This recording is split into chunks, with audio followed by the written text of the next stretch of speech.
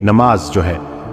اس کی عادت کیسے ڈالی جائے، اور یہ جو 5 وقت کی نماز ہے، اکثر پیرنٹس جو ہے وہ میرے پاس آتے ہیں اور وہ کہتے ہیں کہ ہمارے بچے جو ہے وہ نماز نہیں پڑھتے، تو اس کے اوپر بھی انہوں نے کہا مجھے کہ آپ ایک ویڈیو بنائیں اور بتائیں کہ کیسے نا مطلب اس کو نماز کی عادت کو پکا کیا جائے۔ تو رسول اللہ صلی اللہ علیہ وسلم کی ایک حدیث ہے جس کا مفہوم ہے کہ اگر لوگوں کو نماز کے فائدے کا اور امپورٹنس کا پتہ چل جائے تو دنیا میں کوئی شخص بھی نہ ماننے والا نہ رہے، یہ اتنی ضروری ہے۔ اور نماز دراصل اللہ کی یاد ہے۔ ہم جب یہ روزمرہ کے کاموں میں بھاگ دوڑ میں ہوتے ہیں تو اس بھاگ دوڑ میں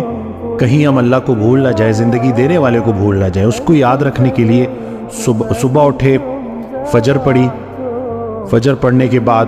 اپنے کام شروع کیے، مصروفیات میں بیزی رہے، پھر ظہر کا ٹائم آ گیا،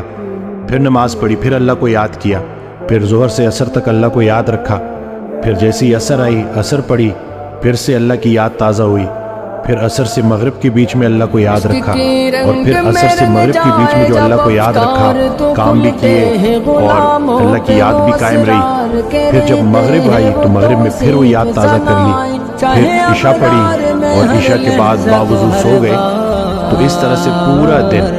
اللہ کی یاد قائم رہی، تو پورا کا پورا دن عبادت میں، رات کو باوضو سو گئے تو نیند عبادت میں۔ ہاشمیوں، مطلبیوں، عربیوں، قرشیوں، مدنی، اور کہا ہم سے گنہگار،